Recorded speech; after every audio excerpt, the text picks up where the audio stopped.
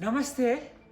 Today I'm going to talk about our national budget for fiscal year 2020-21, where my attention has been caught by extraordinarily high tax structure that's going to be slapped on the import of electric vehicles.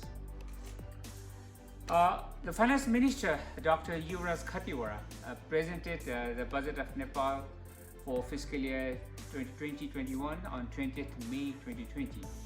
The size of the budget stands at 1,475 billion, trimmed down from the previous fiscal year's budget by about 4%, the first time ever in the country's history. In view of the ongoing COVID-19 pandemic situation in the country, of course.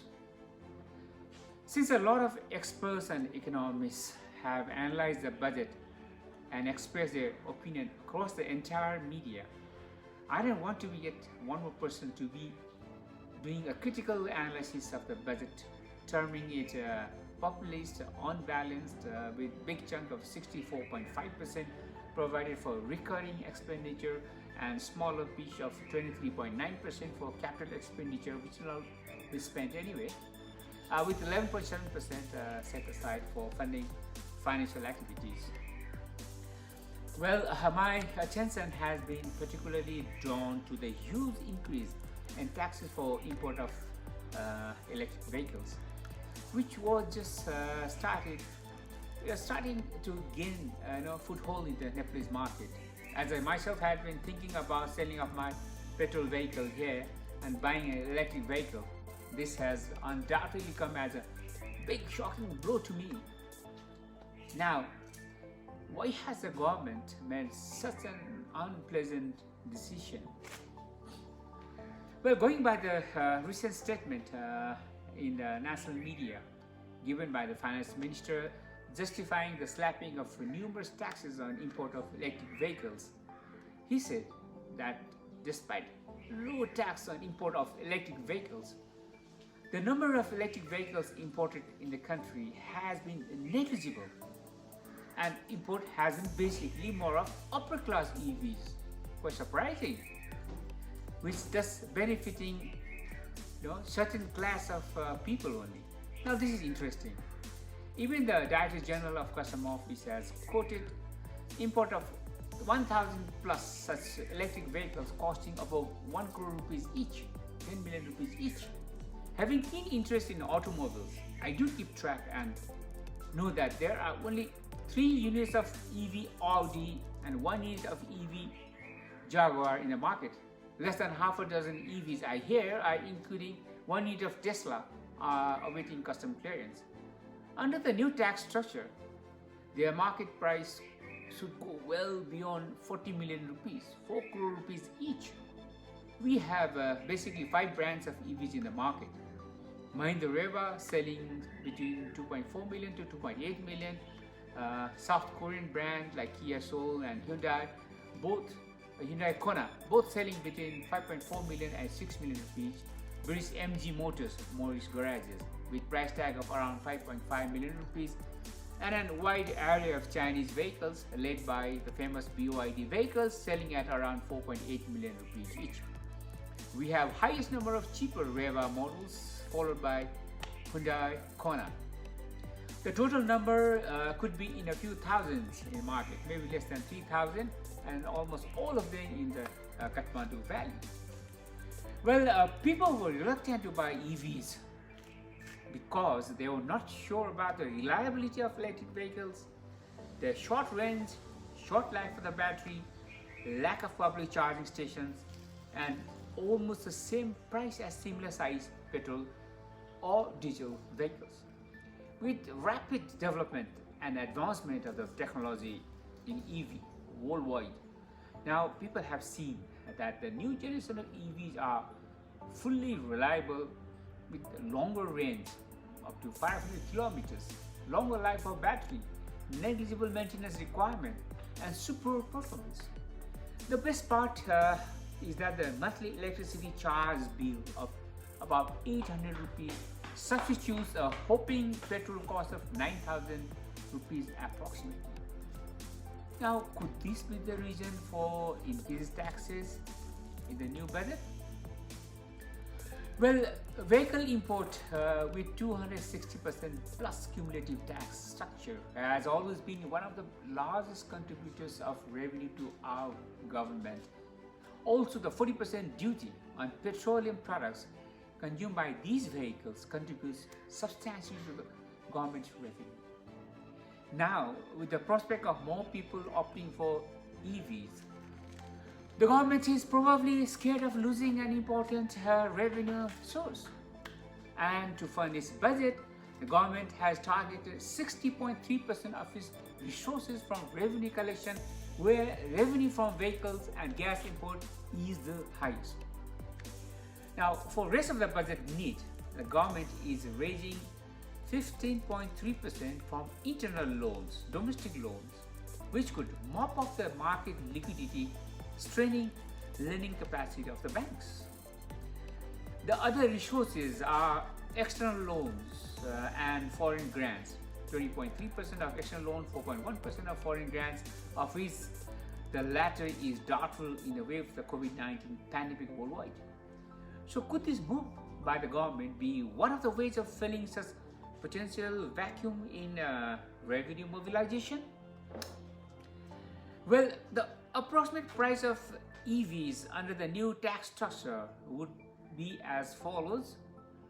The government has now raised the customs duty from 10% to a range between 40% and 80%. Excise duty of 40% 80% based upon the peak kilowatt output has also been added on top of 5% road tax, besides the normal regular 13% VAT. This means even the lowest segment electric vehicle like Mahindra Reva could cost up to 4 million rupees, 40 lakhs from the prevailing 27-28 lakh rupees. At the same time, Hyundai Kona or Kia Soul could cost between 10 million to 12 million rupees, 1 crore 20 lakh rupees, depending upon the battery capacity and the range. More expensive vehicles like Mercedes or Jaguar, of which a few are awaiting custom clearance, could cost upward of 40 million rupees. That's $350,000. Now, why should people buy these cars when good car the same size as Reva can be bought at less than 3 million rupees, 30 lakh rupees? Kia Soul in petrol version costs less than 6 million rupees, and high-end luxury SUVs at between 10 million and 15 million rupees. Now, I hear that Hyundai Kona is to be launched in India in coming October with price tag of about 24 lakhs Indian rupees, 2.4 million rupees. Similarly, highest grade Tesla Model X in US and Europe is priced between $80,000 and $90,000. If you were to import this Tesla X, we'll be paying close to 50 million rupees. That's $450,000. Now, we need to think who benefits from these electric vehicles. There is a win-win situation for the general population and the government, of course, and the country's import bill of petroleum products is rising rapidly by 20% to 25% per year. In 2016-17, we imported 119 billion rupees worth of petroleum products, which went up to 170 billion rupees in 2017-18 and 214 billion rupees in 2018-19. So this is a huge drain of our foreign exchange reserves, besides contributing to massive air pollution. In the next 2 years, the country is heading for surplus electricity production. As export market for electricity has not been very conducive in terms of pricing, we need to make a maximum effort to make use of our electricity production in the domestic market. I think it would be a brilliant idea if the government can design a policy to introduce minimum 25,000 EVs per year in Nepal. That would mean annual consumption of electricity by about 75 million units, worth 240 million rupees, 24 crore rupees. This will substitute about 1.7 billion rupees worth of petrol import bill. If 1 million EVs ply the roads in the next 10 years, that will bring revenue of more than 10 billion rupees per year to the government in electricity tariff and save more than 65 billion rupees outflow for import of petroleum products. Now, why doesn't government think it that way? With so much growth potential in EVs, possibly the country could invite a foreign EV manufacturer from India or China to set up EV assembly plant, thus further making the EVs affordable to all the Nepalese. And it also addresses our massive air pollution problem we have here. We all know fossil fuel vehicles produce more than 50% of air polluting substances like nitrogen oxide and carbon monoxide, and 25% of hydrocarbons, which are all biggest health hazards.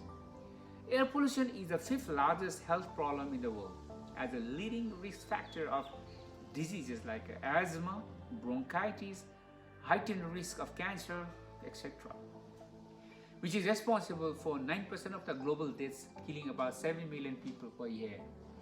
It is the highest in low to middle income countries, with South Asia being the highest casualty belt. As per data released by Global Burden of Diseases (IHME), Nepal leads the pack with 14% of deaths from air pollution caused diseases, followed by Bangladesh with 13.9%, India with 12.5%, Bhutan 9.6%, Pakistan 9%, Sri Lanka 6.6%, and Maldives 4.8%. And Nepal stands as the world's 8th most polluted country. Many of our densely populated places like Kathmandu Valley and Pokhara Valley are ball-shaped, where air pollution gets trapped for prolonged period until strong wind sweeps it away.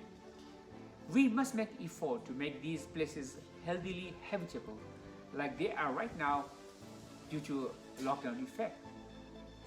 By depending more and more on electric vehicles for our mobility, we could then get to enjoy a clean indoor and outdoor healthy air. There will be no noise pollution. There will be no rising health treatment bills. Our clothes remain clean.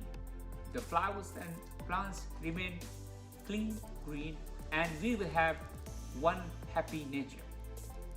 Regardless of whether I sell my vehicle here and buy electric vehicle or not, let's make all concerned to understand the many benefits of electric vehicles and promote its growth in the country. Let us reach our destination without leaving any carbon footprints. Thank you for being my patient listeners. Namaste. I'll come back again next time.